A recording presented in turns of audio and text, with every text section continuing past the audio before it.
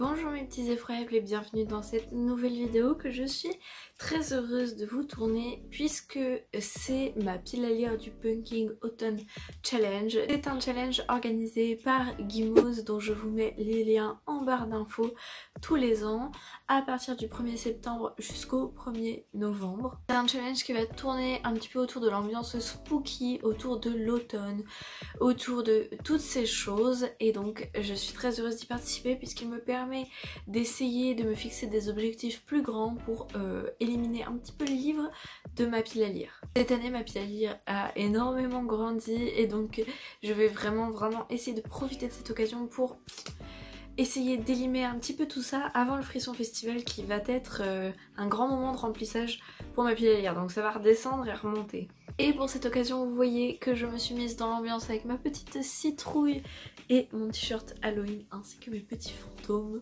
J'ai mis 3 livres dans chaque sous-catégorie donc je vous invite à prendre un petit café, thé, une petite boisson et à vous poser car ça risque d'être un petit peu long. J'imagine que si vous me suivez vous êtes quand même assez fan de tout ce qui est un peu horrifique et donc pour les fans d'horreur forcément la saison automnale, le mois d'octobre, Halloween, tout ça c'est l'occasion d'être à fond dans sa passion donc j'imagine que vous êtes comme moi très content d'arriver un petit peu à cette période là. Donc pour fêter ça, eh bien faisons cette belle vidéo d'ouverture. À l'occasion j'aimerais également vous filmer une vidéo sur des livres que je vous recommande fortement de lire dans une ambiance Halloween, spooky, horreur qui correspondent au mois d'octobre avec grand plaisir. Je vous invite donc fortement à aller voir la vidéo de Gimoz qui explique tout le fonctionnement d'une challenge mieux que je ne pourrais le faire. Et pour ceux qui connaissent un peu le challenge, j'ai décidé de m'y prendre à l'envers et de partir de la nouvelle catégorie car chaque année il y a une catégorie qui change énormément et qui est liée au centre d'intérêt du moment de Gimoz. Il s'agit donc de automne crépusculaire. Donc dans ce tableau, la première catégorie est le règne des phalènes avec les mots âme, vie, mort, messager, magie, transformation, ombre, animal et nocturne. J'ai donc décidé d'y mettre Deuil de Peter James pour 2 raisons. Déjà parce que ça fait un moment que je me suis pas plongée dans la plume de Peter James. Et la seconde, deuil correspond tout à fait aux mots vie et mort. Ici on va suivre un jeune homme qui perd malheureusement sa mère, elle se suicide pour des raisons qui paraissent assez louches. Il va décider donc de se venger des gens qui auraient pu la pousser à la mort, qui auraient pu être la raison de cette terrible décision et il va sombrer dans ce sentiment de vengeance qui est assez triste. Donc vie, mort, mort puisque sa mère décède, vie puisqu'il décide de continuer à vivre mais d'une certaine manière il reste dans cette mort, comment dire, il ne va pas avancer, il va rester dans ce deuil dont il ne va pas vouloir sortir car la vengeance est une manière de ne pas avancer vis-à-vis d'un deuil et c'est assez terrible.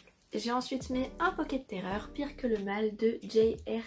Bonansinga. Ici je l'ai mis vis-à-vis du mot transformation, tout simplement parce qu'il va s'agir de l'histoire d'une jeune stripteaseuse qui va découvrir qu'elle a une tumeur au cerveau et que c'est irréversible. Elle va, dans l'espoir de guérir, essayer l'hypnose chaque jour, jour après jour. Elle va essayer de s'auto-hypnotiser, de s'auto-persuader qu'elle n'a rien et va miraculeusement guérir. Malheureusement, suite à cette hypnose, elle va commencer à avoir des pertes de mémoire. On imagine donc que c'est les conséquences de cette auto-hypnose. Et peu à peu, ses proches, sa famille, ses amis vont mourir et elle va se demander si c'est elle qui les tue sans s'en rendre compte pendant ces moments de blanc. Donc transformation puisque évidemment elle va donc se transformer en une personne qu'elle ne reconnaît plus étant donné qu'elle perd la mémoire et qu'elle se croit coupable de ses meurtres. Mais est-ce vraiment elle? Et enfin j'ai mis un livre que l'on m'a prêté, il s'agit de Loving Reaper de Jenny Genia. Ici je l'ai mis encore une fois pour la vie et la mort puisque on va suivre la mort qui fait tout simplement son travail. On va la voir interagir avec différentes personnes qui sont amenées à passer de l'autre côté mais aussi des animaux et ça a l'air d'être une lecture très difficile. On a également la vie donc vraiment ça correspond tout à fait à la catégorie. Ma petite soeur me l'a prêté mais j'avoue que j'ai un peu peur de m'y lancer puisque je sais que je vais pleurer, je sais que ça va me déchirer le cœur et que ça va me faire très mal donc il faudra après que j'essaye de regarder des choses joyeuses. En tous les cas, la BD est magnifique parce que oui, c'est une BD, je ne l'ai pas précisé. Voilà les genres de dessins auxquels on peut être confronté. C'est donc une œuvre qui est à l'origine en anglais et qui est facilement trouvable sur internet parce qu'elle a été publiée dans un premier temps sur internet, et je vous invite fortement à vous y pencher si vous recherchez de belles émotions parce que au-delà d'être triste, ça a l'air très très beau, en fait très émouvant, et ça a l'air de pas mal relativiser sur la mort. Toujours dans le tableau automne crépusculaire, passons à la prochaine catégorie. Voyageuse contemplant une mer d'étoiles, j'aime beaucoup. Les mots-clés sont donc romantisme, poésie, lyrisme, mystère, rêve, cauchemar, émotion et vague à l'âme. Alors vous connaissez maintenant mon style de lecture, c'est une catégorie qui m'a donné un petit peu de fil à retordre pour trouver des livres. Le premier livre que j'ai choisi, c'est Les yeux d'iris de Magali Collet, puisqu'il faut que je lise ce livre pour un salon du livre. Donc voilà, je le mets, il faut absolument que je le lise. Et ici, j'ai choisi de le relier au mot mystère. Vous avez déjà vu passer ce livre en haul, mais je vais vous lire le résumé parce que j'arrive pas vraiment du tout à m'approprier tout simplement cette histoire qui a l'air très très mystérieuse. Un meurtre et un suicide, 3 hommes, 3 femmes, des retrouvailles, un pacte, tout se paye, même l'amitié. Donc voilà, mystère, ça correspond tout à fait. J'ai hâte de me replonger dans la plume de Magali Collet. J'ai ensuite choisi le recueil de nouvelles Nos plus beaux effets, Gore, le premier tome. J'ai également le deuxième, mais bon, chaque chose en son temps. C'est un recueil de nouvelles horrifiques et ici j'ai eu du mal à le placer, mais comme c'est un recueil de nouvelles horrifiques, je l'ai classé avec cauchemar, mais aussi mystère, car je suis sûre qu'il y a des deux. De toute façon, quand on passe dans l'horrifique, ça va forcément de l'ordre du cauchemar, donc j'avoue que j'ai tiré un petit peu le sens du mot et de la thématique. Et là, comme c'est un recueil de nouvelles horrifiques, je peux pas spécialement vous expliquer de quoi vont parler les nouvelles, mais je vais vous lire le résumé pour vous en dire un peu plus sur cette œuvre. Au milieu des années 80, les éditions Fleuve Noir lancent la célèbre collection Gore, prolongement sanglant et mal élevé de la non moins fameuse collection Angoisse. Aujourd'hui, une meute composée d'auteurs originaux de gore et de plumes actuelles lui rend hommage. 23 nouvelles exclusives complétées par une préface de Jérémy Grima et plusieurs illustrations inédites de Will Argona, délicieusement écœurantes et macabres à souhait. Un florilège d'horreur et d'humour noir. En plus il y a des illustrations, donc vraiment j'ai hâte de m'y plonger. C'est vraiment un impératif pour ce mois d'octobre, c'est l'une des lectures qui me fait le plus envie. Et enfin j'ai mis Cauchemar d'une unité de Mathieu Costello. Ici tout simplement je l'ai relié au mot cauchemar grâce au titre. Il ne m'en fallait pas plus. Encore une fois, j'essaye de lire beaucoup de Pocket Terror pour pouvoir vous proposer un top que vous êtes plusieurs à m'avoir demandé. Ici, nous sommes sur une histoire aux inspirations Lovecraftiennes puisque une découverte d'une ancienne civilisation très mystérieuse, méconnue, très ancienne, va être faite dans les glaces, et quand l'un des chercheurs revient au monde réel dans sa ville, et bien quelque chose de cette trouvaille l'a suivi, quelque chose s'est accroché à lui et va venir terroriser toute la ville. La troisième catégorie de ce tableau est la chute de Laure Hellé, avec pour mots-clés ange, déchu, éthéré, prophétie, mémoire, roman choral, fleurs, envoûtant et évanescent. J'y ai donc mis le tome 3 de ça de Stephen King, tout simplement pour le mot prophétie. Je ne suis pas certaine que une prophétie soit présente à proprement parler. Néanmoins, dans le film, il y a une sorte de prophétie dans la partie 2 des nouveaux films. Donc je me suis dit, si c'est fidèle, eh bien j'espère que ça l'est pour que ça rentre dans cette catégorie et que je finisse enfin cette trilogie. Pour ce qui est de l'histoire, eh bien il va s'agir d'un groupe d'enfants qui, plus jeunes, dans leur ville, dans la ville de Derry, voient un nombre élevé d'enfants disparaître. Ils vont finalement rencontrer l'entité qui est responsable de ça. Il s'agit d'un mystérieux clown qui prend l'apparence des peurs des enfants pour les attirer, les tuer et se nourrir de leur peur ainsi que de leur chair. Ce groupe d'enfants va donc se décider de battre ce clown, d'essayer de le combattre et de le mettre hors d'état de nuire. Néanmoins ça ne va pas fonctionner puisque 27 ans plus tard le clown revient et une fois adultes ils doivent revenir pour mettre enfin un terme à tout ça. J'ai ensuite mis La Dame aux fleurs de papier de Donato Carisi parce que ça fait longtemps que je ne me suis pas plongée dans un Carisi alors que c'est mon auteur préféré. Donc le voici et je l'ai relié au mot fleurs tout simplement grâce au titre. Ici on va relier deux événements. Le fait que sur le Titanic il y ait un homme qui au lieu d'essayer essayé de se sauver est redescendu dans sa cabine, il a fait quelque chose et est revenu attendre la mort en fumant une cigarette sur le pont alors que le bateau était en train de couler.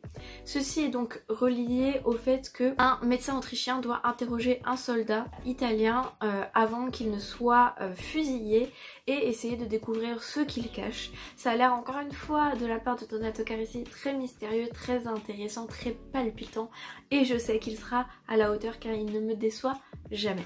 Enfin, pour cette catégorie, j'ai choisi Dis-moi qui tu hantes de James Herbert. Celui-ci est relié au mot mémoire puisqu'il va s'agir d'un homme qui ne croit absolument pas aux événements surnaturels. C'est un sceptique de la première heure, sauf qu'un jour, il va être confronté à une maison avec des événements très étranges et il va aller chercher dans sa mémoire le fait qu'en réalité, il a déjà été confronté à ce genre de choses, mais qu'il les a enfouis et oubliés. Et enfin, la dernière catégorie de ce tableau est le crépuscule des Cides. Avec les mots elfe, démon, crépuscule, mythologie, légende, petit peuple, fantaisie et nature. J'ai choisi de enfin finir Watch and Die en 4 tomes, hein. C'est pas beaucoup et pourtant j'ai du mal à le finir alors que j'adore mais je ne prends pas le temps.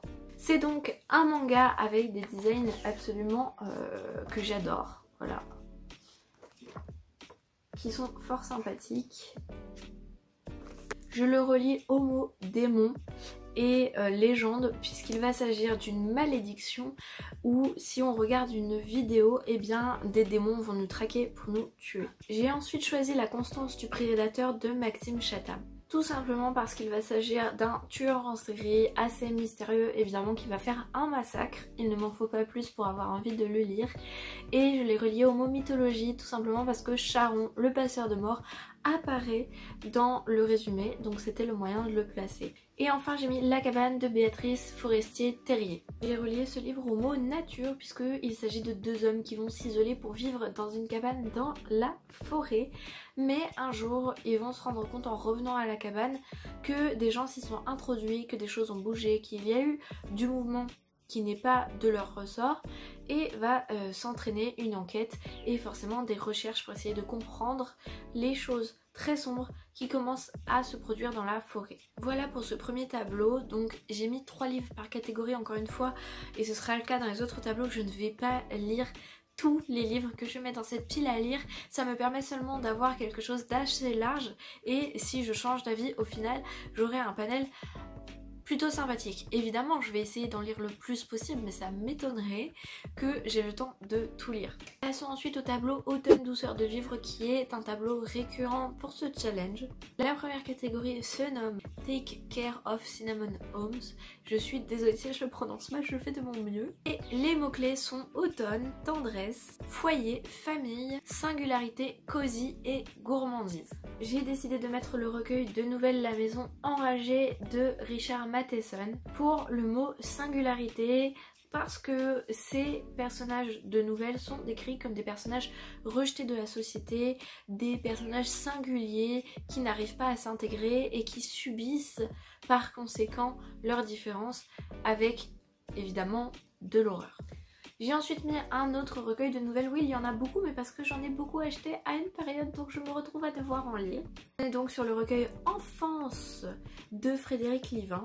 Alors enfance au pluriel et c'est très intéressant parce que je trouve que ça permet de multiples interprétations passionnantes. Frédéric Livins nous livre alors les différentes peurs, angoisses et horreurs auxquelles peuvent être confrontés les enfants et je trouve ça super intéressant. Je l'ai donc mis pour les mots famille, foyer, tendresse, 3 choses dont ont besoin les enfants. Donc encore une fois j'ai étiré le thème, il y aurait eu le mot enfant, je l'aurais mis évidemment, ce n'était pas le cas.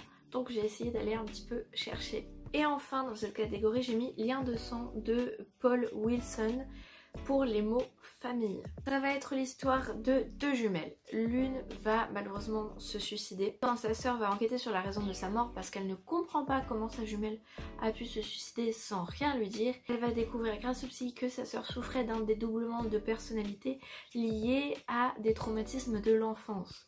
Or elles ont grandi ensemble donc elle va se poser des questions sur sa propre enfance et se dire si ma sœur a vécu des traumatismes, pourquoi pas moi? Qu'est-ce que j'ai oublié? Qu'est-ce que j'ai raté? Qu'est-ce qu'il s'est passé? Donc relié au mot famille pour cette catégorie.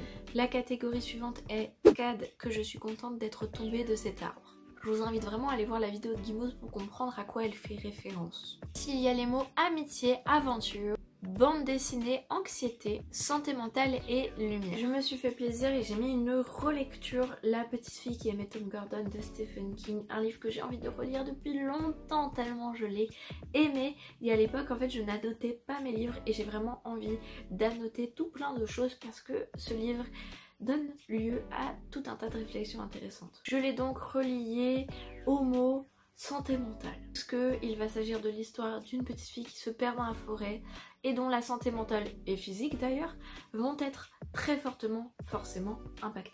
J'ai mis un Junjito puisqu'il y a le mot bande dessinée, donc je vais lire Carnage. Tous les ans, je lis au moins un Junjito pour la saison automnale. Il est possible que j'en lise un deuxième puisque j'ai vraiment très envie de lire cet auteur en ce moment, mais comme ces livres sont un petit peu coûteux et que du coup je ne m'en procure pas souvent, eh bien j'essaye de ne pas les dévorer au risque de me sentir triste de ne plus pouvoir le lire. Carnage est donc encore une fois un recueil de nouvelles de cet auteur qui est un auteur qui sait me mettre mal à l'aise et vraiment ressortir le dégoût, la fascination en même temps, le malaise, enfin tout ce qu'il faut pour faire de la belle horreur. Cette fois-ci j'ai mis une BD, L'homme en noir, que vous avez vu passer il y a peu de temps dans mes book hauls. Ici je l'ai relié au mot santé mentale et du coup BD. Et on va suivre un enfant qui fait des cauchemars toutes les nuits à propos de l'homme en noir qui vient le hanter et qui va devoir affronter ses peurs pour réussir à passer au-dessus de ça et qui va devoir aller chercher dans sa mémoire, dans ses souvenirs et se confier pour pouvoir avancer et arrêter de subir les attaques de cet homme en noir. Et enfin la troisième catégorie de ce tableau c'est Je ne crois bien avoir songé qu'à vous seul. Ici on a les mots orgueil, préjugé, amour, célibat, classique, sarcasme, verve et satire. J'ai mis le portrait du mal de Graham Masterton tout simplement pour le mot orgueil puisque ce livre fait référence à Oscar Wilde. Je trouvais donc qu'il était totalement approprié et j'ai vraiment hâte de m'y lancer puisque Graham Masterton a été pour moi l'une des meilleures découvertes de l'année. J'ai ensuite choisi Les Corps Exquis de Poppy Z. Brite, cette fois-ci pour le mot amour puisqu'il va tout simplement s'agir d'une histoire d'amour. Alors tout simplement, je ne pense pas que le terme soit adéquat puisque ça a l'air bien plus compliqué que ça, macabre, sombre, malsain, les histoires qu'on aime. Et enfin j'ai choisi Marche ou crève de Stephen King. Ici je l'ai relié au mot classique mais aussi sarcasme puisque King est capable de beaucoup de sarcasme dans ses livres. Classique car King est un auteur classique de la littérature horrifique même si je ne cesserai jamais de le rappeler, il n'écrit pas que de l'horreur. Il s'agit donc d'une course où 100 personnes vont participer et visiblement il est sous-entendu par le titre que s'ils s'arrêtent de marcher, eh bien ils vont mourir. Ça a l'air super intéressant, c'est un des King préférés de moult personnes et il m'a été vivement conseillé récemment, donc j'ai voulu le placer immédiatement. Votre effroyable journaliste en carton a oublié une catégorie, c'est La délicieuse mésaventure de Sadima que j'avais un petit peu oublié. On y retrouve les mots conte, réécriture mais aussi adolescence, féminisme, déconstruction et genre.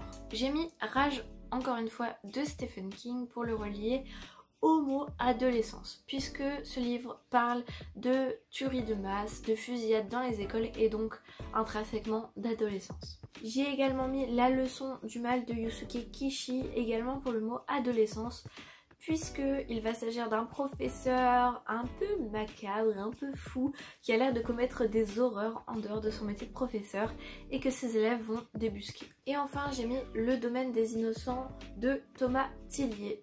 Ici je vais plutôt le relier au mot féminisme. Alors l'œuvre n'est pas du tout vendue comme un livre féminisme, je l'ai mis là puisque les deux personnages cités dans le résumé sont féminins, le personnage principal est féminin et c'est vrai que c'est pas trop le genre de choses auxquelles je fais attention, mais je me rends compte que la plupart des personnages des livres que je lis sont masculins, en tout cas les personnages principaux, ce qui n'est pas du tout une critique ou une remarque ou quoi que ce soit, mais je me suis dit que ce serait intéressant d'essayer d'aller un peu plus vers des personnages féminins qui sont principaux dans l'horreur. Tout Et je ne dis pas qu'il n'y a jamais non plus de personnages féminins dans l'horreur, seulement les livres que moi je lis, que je choisis sans penser à ce détail, sont plus souvent axés sur le point de vue des hommes et ce n'est pas du tout une critique. Attention, voilà, juste j'avais envie de voir plus de personnages féminins, donc voilà, je l'ai choisi de cette catégorie.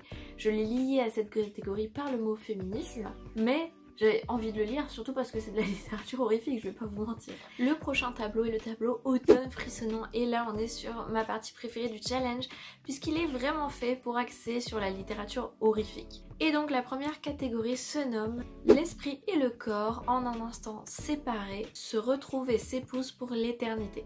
Et les mots-clés vont être Halloween, fantôme, possession, exorcisme, insecte, et comme j'y ai mis The Evil Well de Sam Cujo parce que j'avais envie de redécouvrir la plume de Sam Cujo que j'ai beaucoup aimé, je l'ai lié au mot Halloween pour sa couverture, totalement Halloween. Et pour sa quatrième de couverture, c'est le soir d'Halloween. Ils sont 6 amis, ils décident de jouer. Ils ignorent qu'en acceptant la partie, c'est leur propre vie qu'ils mettront en jeu.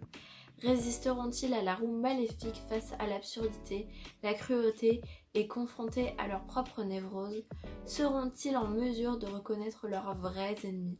Ça a l'air d'être 3 nouvelles puisqu'il y a écrit épisode 1, épisode 2, épisode 3. Toujours pour le mot Halloween, j'ai pris Un clown dans un champ de maïs de Adam César. Évidemment, vous en doutez, il va s'agir d'un clown qui va s'amuser à tuer des gens un petit peu dans cette ville où les gens plutôt âgés et les jeunes n'arrivent pas à s'entendre et sont en total désaccord sur leur comportement. Les vieux qui vont trouver les jeunes totalement décadents, inintéressants, qui gâchent leur vie, et les jeunes qui vont ne pas les écouter mais alors du tout et tout simplement faire la fête comme ils le souhaitent. Et pour le mot insecte, j'ai mis La maison aux insectes de Kazuo Uematsu. Si vous me suivez régulièrement, j'ai découvert Kazuo Uematsu il y a pas longtemps, je vous l'ai dit.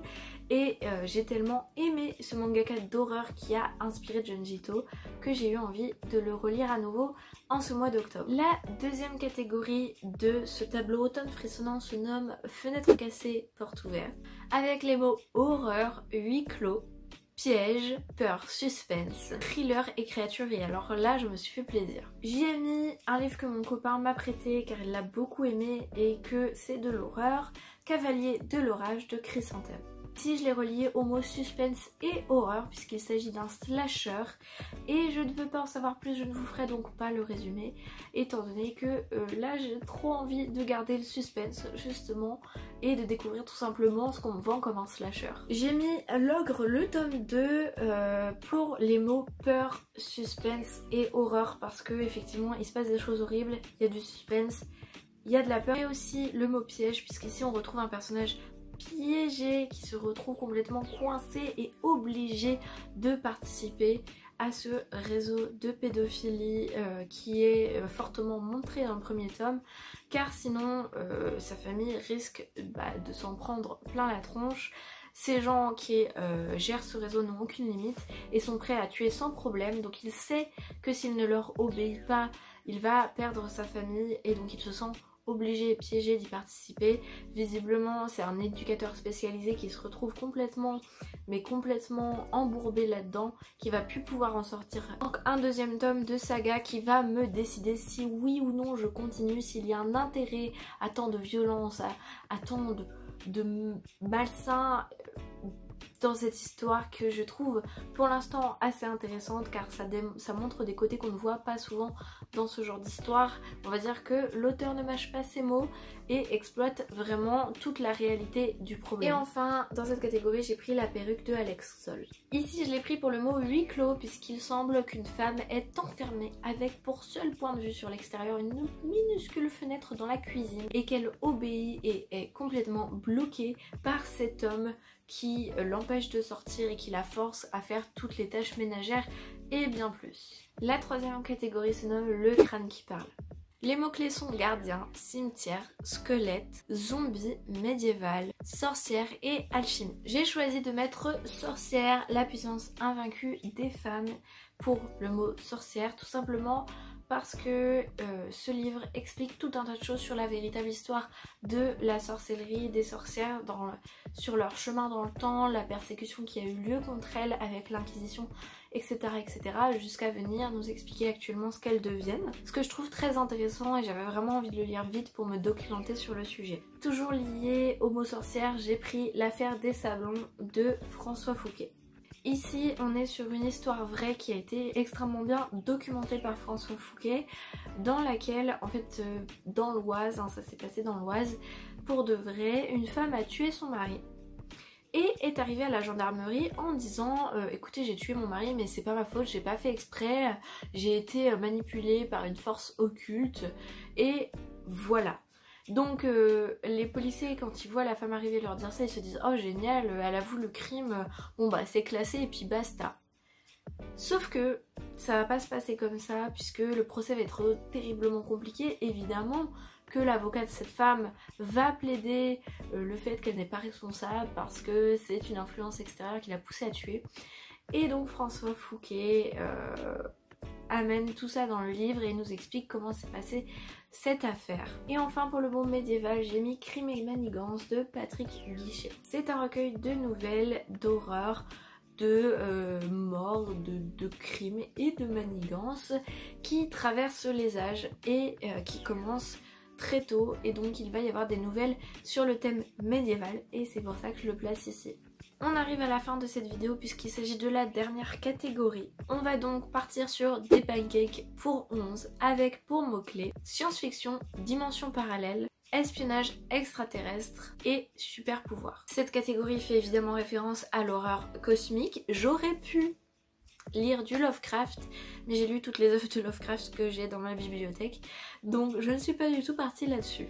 J'ai choisi La mort à la traîne de Dean Koontz. Pour deux raisons, parce que j'avais envie de lire du Dean Koontz et parce que je l'ai lié au mot espionnage, tout simplement parce que c'est un homme qui a visiblement commis des meurtres, mais qui arrête ça, qui décide de passer à autre chose et de partir en voyage pour rejoindre sa femme pour commencer une nouvelle vie.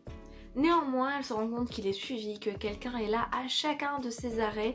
Il fait toute une traversée des États-Unis et quelqu'un arrive à le suivre à la trace, etc. Donc il est espionné. Il ne sait pas pourquoi ni par qui. Étant donné qu'il a commis des meurtres, on imagine facilement que ça va être lié à ça. Pour le mot dimension parallèle, j'ai mis Your Name. Alors, c'est pas exactement une dimension parallèle dans Your Name pour ceux qui connaissent l'histoire, mais ça peut être un petit peu étiré pour toucher à Your Name. C'est donc un roman japonais qui a donné lieu à un film qui a vraiment énormément plu, dans lequel une jeune fille qui habite dans un tout petit village et qui suit les traditions à la lettre, et un jeune homme qui habite en pleine ville à Tokyo et qui vit sa vie donc de jeune homme de la ville, et bien ces deux personnages vont échanger de corps après chaque nuit et ça va être un petit peu un choc. Quand ils vont comprendre que ce n'est pas un rêve et que c'est la réalité, ils vont se chercher l'un l'autre, essayer de comprendre à qui ils échangent, etc., etc. Et tout ça est lié à une mystérieuse pluie de météorites qui va bientôt arriver. C'est une histoire qui est difficile à résumer et qui mérite au moins de voir le film, qui est fort sympathique. C'est une histoire très belle et c'est donc pas une œuvre horrifique pour une fois. Et enfin, pour le mot science-fiction, j'ai mis Lambda de Paul Feint, le tome 1. Parce que ça fait un moment que j'ai lu le livre, je m'étais promis de le lire cette année et l'année commence à arriver à sa fin et je me vois ne pas réussir à le lire à temps. Donc là je me mets un petit peu la pression pour le lire parce que j'ai vraiment envie de le lire, mais comme ce n'est pas le genre horrifique, j'avoue que j'ai tendance à traîner un peu du pied. On va donc suivre une jeune fille dont la vue devient soudainement supérieure au spectre de lumière que notre vue nous permet en fait de voir, et qui va donc se faire pourchasser par un laboratoire évidemment parce que ça va être quand même assez prisé hein, comme capacité, et donc je peux également le relier au mot super pouvoir. Et voilà pour moi pour cette vidéo sur le Pumpkin Autumn Challenge. Évidemment je le répète, mais parce que j'ai pas envie d'avoir des commentaires qui vont dire oh tu vas lire tout ça. Non, je ne vais pas lire tout ça évidemment, mais j'aurai le choix et j'ai bien joué le jeu pour essayer d'aller chercher dans ma palle des choses que j'aurais pas ressorties forcément tout de suite. J'aimerais également vous faire une vidéo recommandation de livres pour le mois d'octobre pour Halloween, et pour ça vous qu'est-ce que vous recommanderiez, parce que j'aimerais bien faire une partie de vidéo avec mes recommandations et une autre avec les vôtres, même si je ne les ai pas lus, pour essayer un petit peu de partager tout ça et de mettre en avant des livres que moi je n'ai pas lus mais que vous trouvez idéal pour cette saison. J'ai vraiment envie de faire des vidéos qui sont vraiment ancrées dans cette période de l'année, encore une fois que j'aime tant, hein, parce que moi j'aimerais trop que ce soit Halloween toute l'année, vraiment ce serait trop bien. Désolée pour les fans de l'été. Mais bref, vous, qu'avez-vous lu en ce moment? Qu'avez-vous mis dans votre pile à lire du Pumpkin Autumn Challenge? Comment allez-vous? Ravie de discuter avec vous, je suis trop heureuse parce que vous êtes de plus en plus nombreux à laisser des commentaires, à me parler de vos lectures, à me dire si je vous ai donné envie de lire ou non des livres, et ça me fait chaud au cœur. J'en suis très heureuse. Donc voilà, n'hésitez pas, je vous fais des bisous et je vous dis à la prochaine les effroyables.